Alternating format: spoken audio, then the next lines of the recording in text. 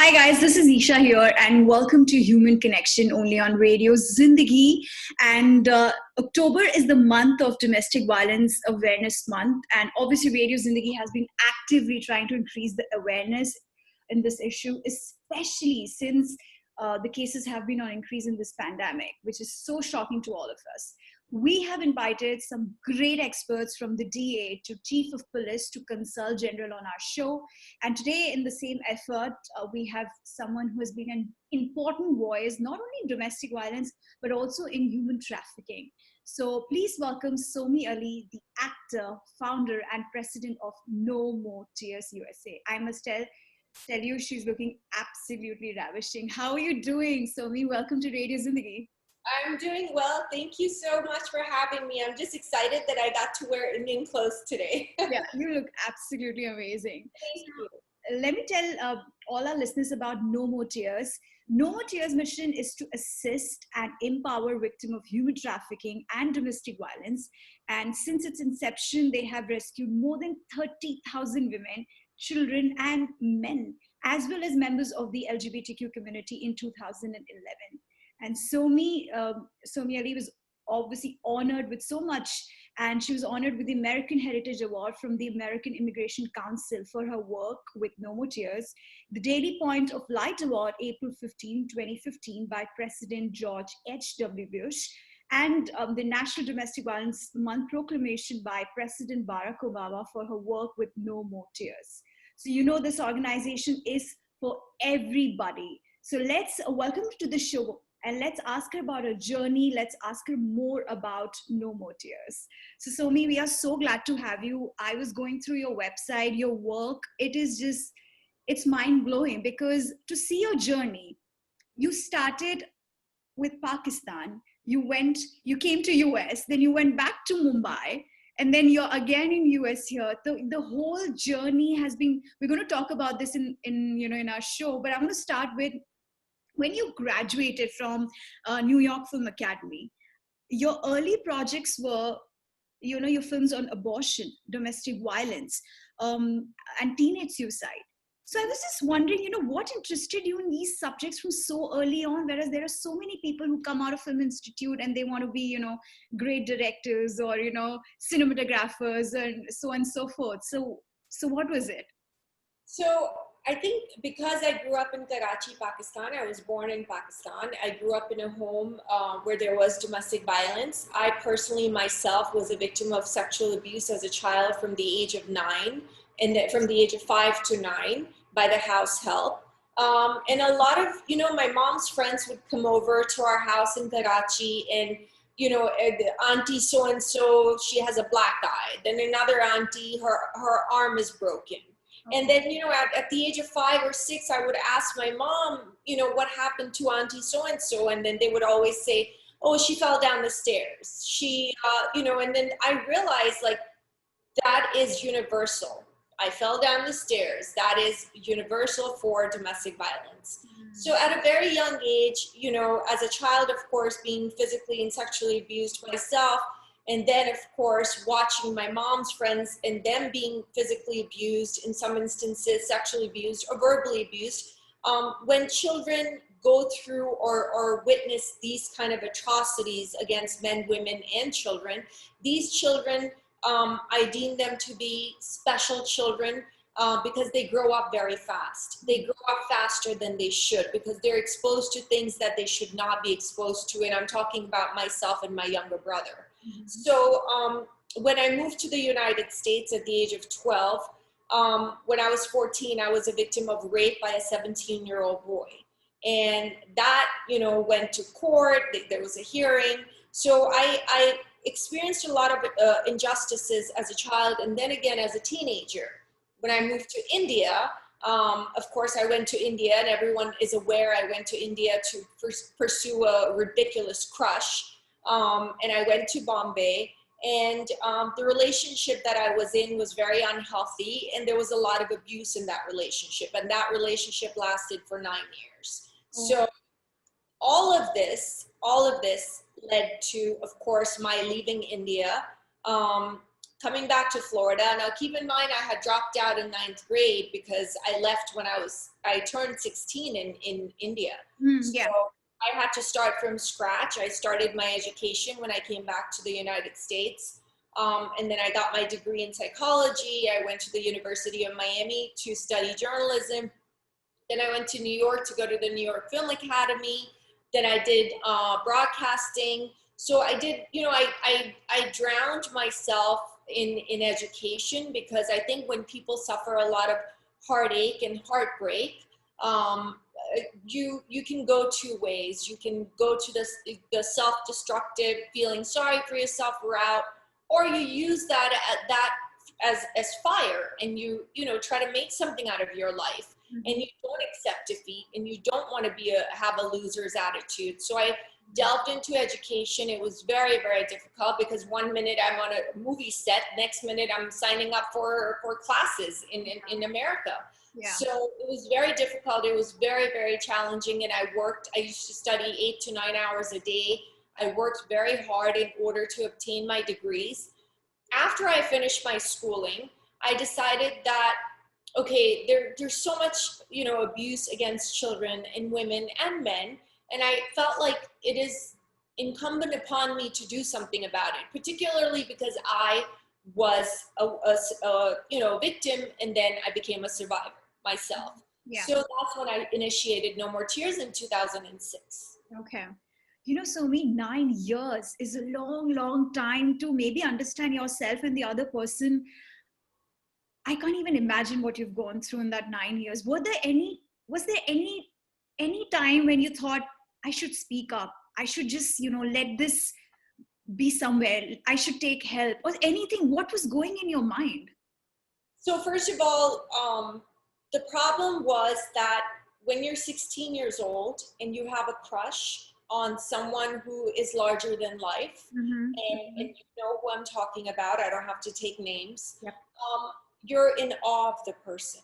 And when you meet with them and you realize that this crush is actually going to turn into something real and solid and concrete, and it took a shape of a relationship, it took a little bit for the awe of the star to dissipate. Okay. The time that it took for the awe to dissipate, during that time is when I began experiencing the abuse. And slowly, bit by bit, the awe of the star and the character that I had a crush on in the film started to demolish and disappear. And I realized that I was a little silly teenage girl who had a crush with a character in a film. Yeah. And this is not something new. A lot of kids have crushes on actual actors, and it's rare that they go from America to India and find them and begin dating them. Mm-hmm. So it was a horror movie. The whole relationship was a very, very horrific movie, in my opinion. And also in any relationship in life, whether it was that relationship or any other relationship, if 90% of the times are bad, then it's time to move on. Mm-hmm. Of course, it's not a good relationship. There was verbal abuse, there was physical abuse, there was, infidelity taking place, there was sexual abuse, there was all sorts of abuse that took place. And it took me a long time to be able to vocalize this and be verbal about it, because I wasn't ready. And now in the past 2 years, I've been ready and I've been talking about it. So it was very, very difficult for me to seek help, because again, when you grow up in a household where there's domestic violence, when you grow up with no self-worth, with no self-esteem, when you grow up being abused, you somehow believe that this is a norm. Yeah. So the first time that I remember I was slapped when I was 17 in the relationship, for a minute, it took me a while to grasp what had happened. And I kept saying, did you just slap me? I remember I kept saying, did you just really slap me? Did this actually happen? So it takes a while to register in your brain, because again, you've been slapped before as a child, you've been abused before as a child, so it's a norm for you. And then you put that norm and you multiply it with the awe of the star. So that is a very bad combination. At least for me, it was a bad combination. And, you know, years went by, and you always hope that the person will change and they will become better. And this is a very, very normal domestic violence mindset of a victim that assumes that things will get better. And remember, I had dropped out of high school and I had given up everything to go marry this person. And my only goal was not to do films. My only goal was to go there and marry this person and have children, which sounds absolutely ludicrous in hindsight, and especially at this age. But as a child, as a teenager, you think it's magical that it's actually even happening. You think it's fate, it's serendipitous. You know, it's, how could this happen? It's surreal. Yeah. So it was very, very, very bad period. It was a very unhealthy time for me from 16 to 25. And I decided at 25 that, you know, it's just gotten so bad that I have to get out, because I was very unhealthy. I began fainting just from lack of eating. I was severely depressed. I had a very bad back problem. And of course, there was a lot of infidelity openly going on, and I had to get out. And in 1999, December, I decided to take that leap and come back to America. Okay. Wow. That's very, for a 25-year-old who can, you know, see her entire career just starting, has already finished for you. And you are actually now starting another life, which is you're putting yourself into education, and, Right. you know, you came up with No More Tears.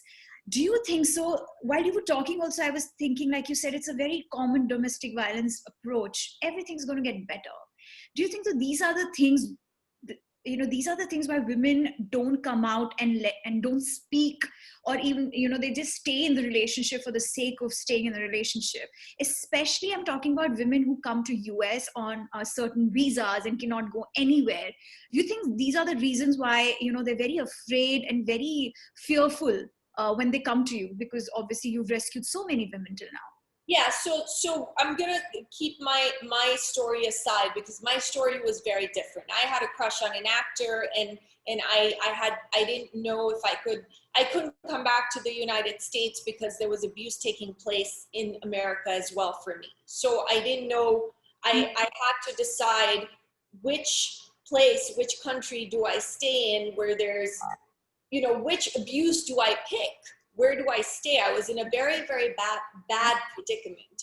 But now let's talk about the victims that No More Tears assists. So first of all, our society, as we approach 2021, the problem with our society is that we still have a stigma attached to domestic violence. And it's not just in the South Asian, Pakistani, Indian culture. It's in all over the United States. It's in the Russian culture and the Hispanic culture.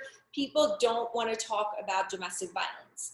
And it is our duty to start being vocal about this. Okay, why can't a victim leave?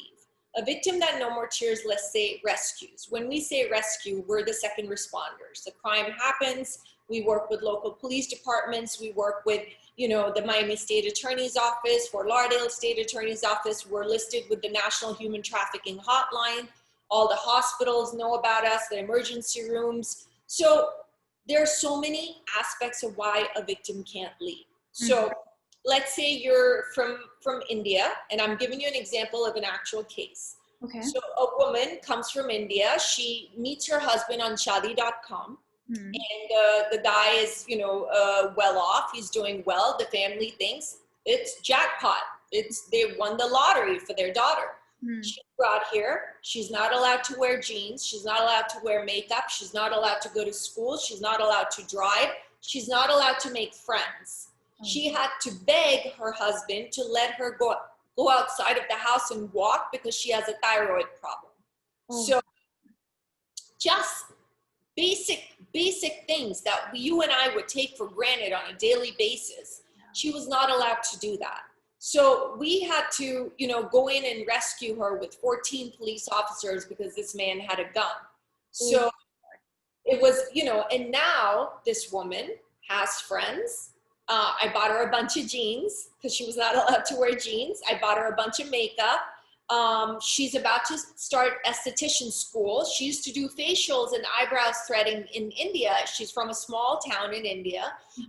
She's about to start school in January, and she has a beautiful apartment, and we decorated it with our donors' assistance. So what we do is when we rescue the victim, we put them in our safe house for 10 days.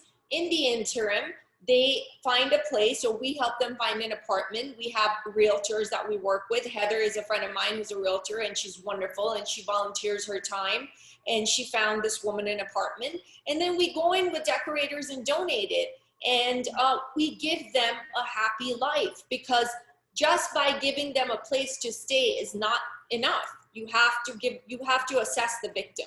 If a victim is, let's say, from a small village in India, and she doesn't have an education, she can work in an Indian grocery store stocking inventory. She can be taught how to work the register. So every victim is different. And I say when they come to us, they're a victim of a crime. Once they're with us, they're a survivor of domestic violence. And the same goes for human trafficking. So women being brought from different countries all over the world, they have no social support system, no help, and they are reliant on the one person who's supposed to protect them, who is abusing them. So it's a very difficult predicament. Why can't they leave? They have no money. They don't know where they are geographically. They have no idea. Yeah. They have given birth to children in the United States. So the children are US citizens, but the husbands have told them, if I beat you and you call the cops, you will get deported, which is wrong, because the police officers have no right to question a woman or a man about their immigration status. But an innocent woman from India or Pakistan doesn't know that.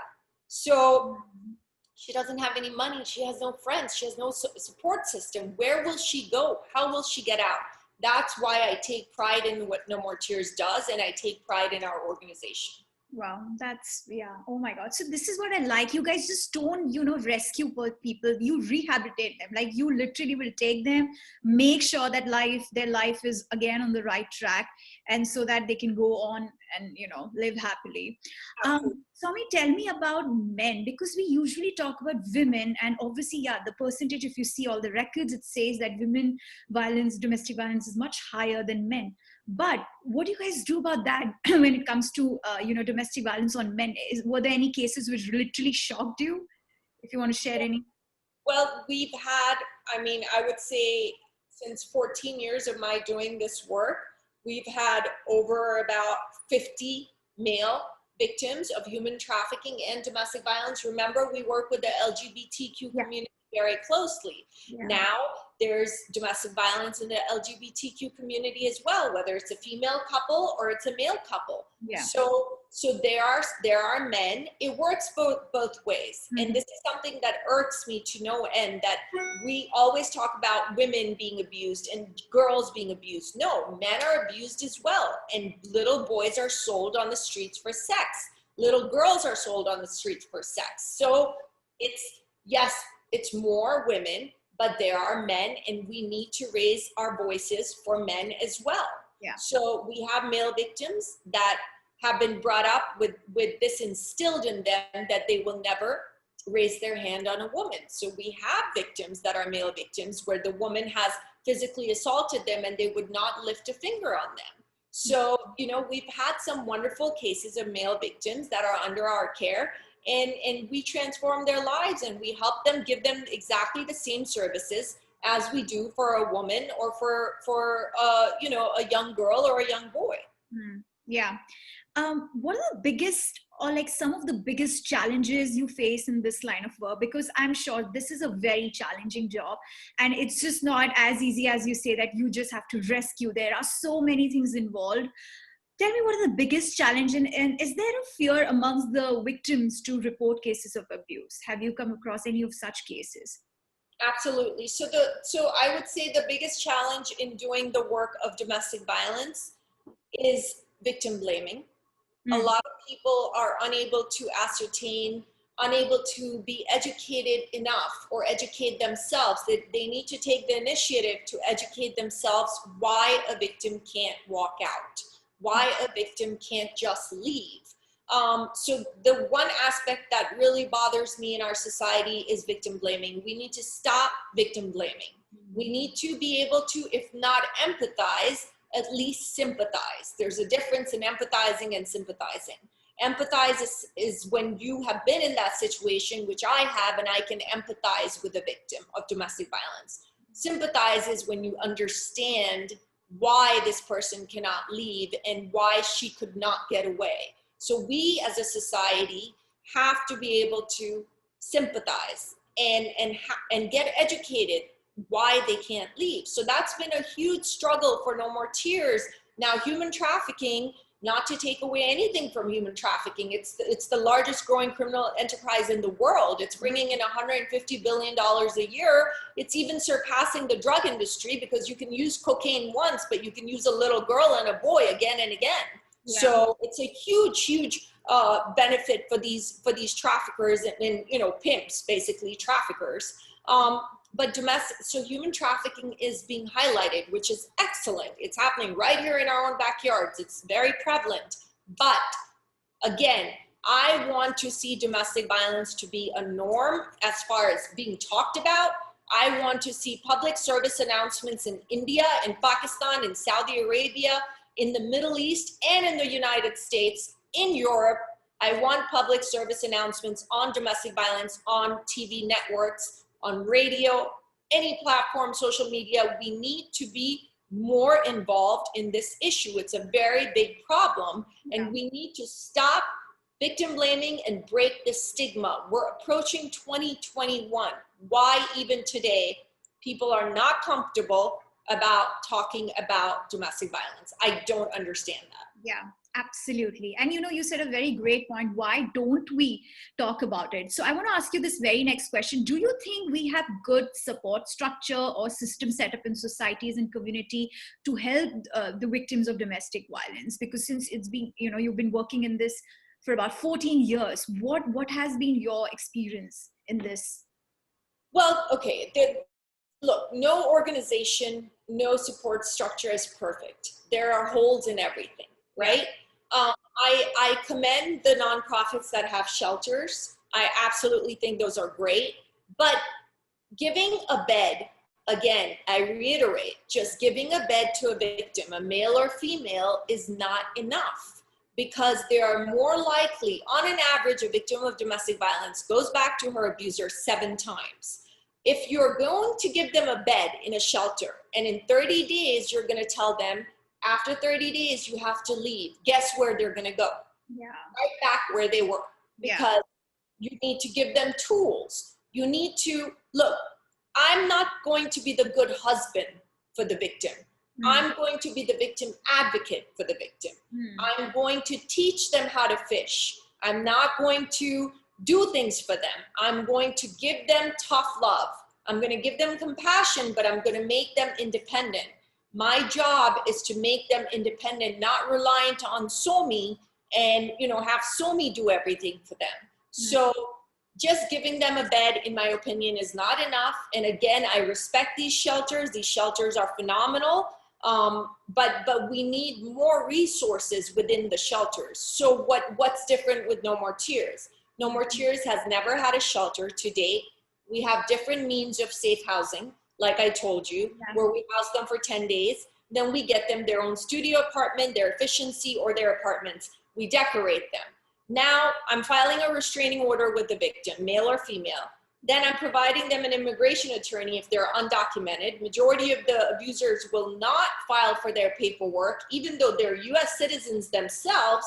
And the wife is eligible to become a US citizen based on the fact that she's married a US citizen, but they hold them on a leash. And that's the word I heard from an abuser. We hold them on a leash. That's why we don't file their paperwork. So we work with immigration attorneys. We work with divorce attorneys. We have gynecologists. Many of these victims have not been to an OBGYN. We have amazing dentists that offer pro bono work.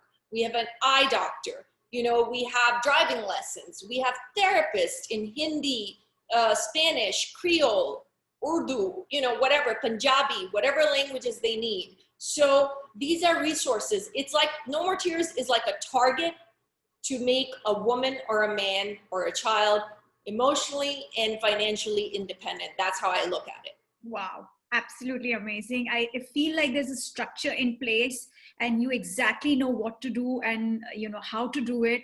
And so there is, there's always a hope when we see such organization who can actually help these women or men or of course LGBTQ community. Tell me, Somi, what is your message to women? Like how should they empower themselves so they can prevent these crimes towards them? And how about men? Like what is that one thing you always tell them? Well, for women, I think it's important that what I've been trying to do for 14 years is that it took me a long time to find my voice, because my voice was lost because of my upbringing, and because I was told that girls' role is to get married, have children, cook and clean, and so on and so forth, right? I grew up in a Pakistani household. So it took me a long time to find my self-esteem, my confidence, and my voice. Similarly, I want women to know that there are resources out there. You do not have to put up with being abused. You do not have to put up with being financially abused, sexually abused, verbally abused, physically abused. There are resources out there. No More Tears is here to help you. And I urge all parents to teach their boys, their sons, that it is not okay to raise a hand on a woman. And again, if No More Tears is bringing a woman who has 4 children away from a domestic violence household, and one of them is a girl who's 5 years old, and she's pulled out of that cycle, she is going to learn that it's not okay for a woman to be hit. She has 3 brothers. I'm talking about a specific victim. The brothers are going to learn, because they're 1, 2, and 4, they're going to learn because they're young enough where we can mold them and give them the correct guidance and teach them right from wrong. And they're going to grow up to know it's not okay for men to hit women. So you're not only rescuing the women, you're stopping from creating broken adults. And those are the children. They're not going to grow up and be broken adults. And they're going to know what is right from wrong. Yeah, absolutely. I so agree on that. That you have to start, like they say, charity begins at home. Right. This definitely should begin from the very beginning, no matter if it's a girl or a boy, especially for boys to understand. Absolutely. Yeah. So what's your goal for No More Tears? Like, how do you see this organization in future? I know you guys have been doing such amazing job, but where do you see, or what is that one thing which makes you, get up in the morning and you're like, okay, today I'm going to do this for No More Tears.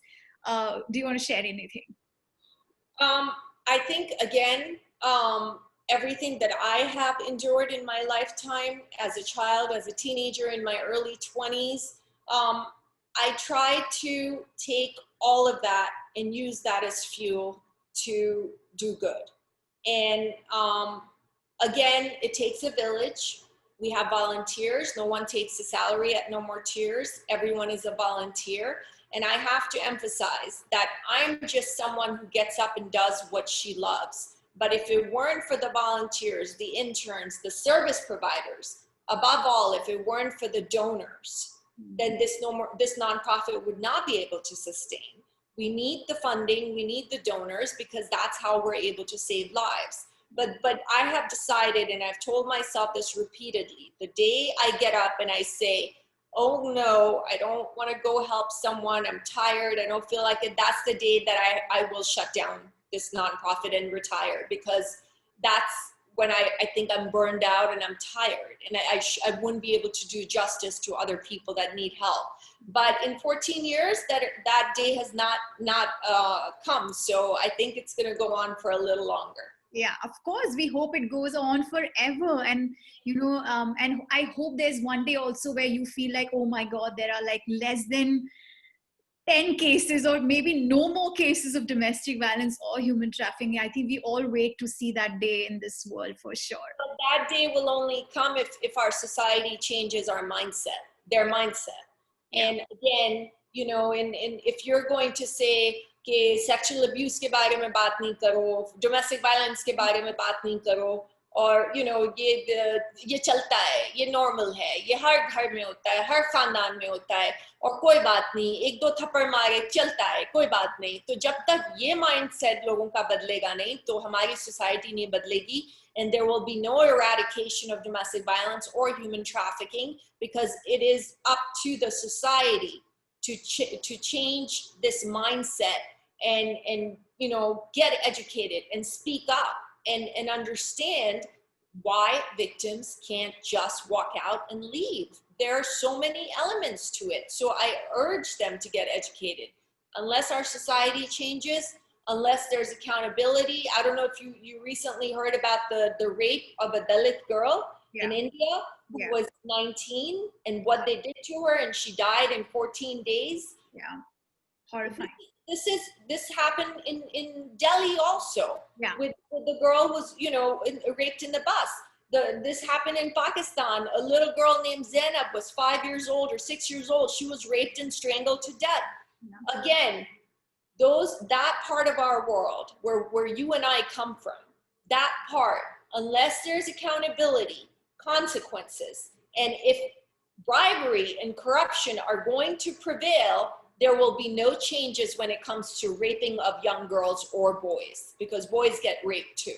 Yeah. So unless there's consequences, and if the political system is corrupt, whether it is in Pakistan or in India, if the politicians are corrupt, it starts at the top and it goes all the way to the bottom. Unless and until the politicians are corrupt, are stopped from their corruption, this will sustain, and there will be crimes against women, men, and children. Yeah. So the corruption needs to be eradicated. Someone has to, not everyone can be bad.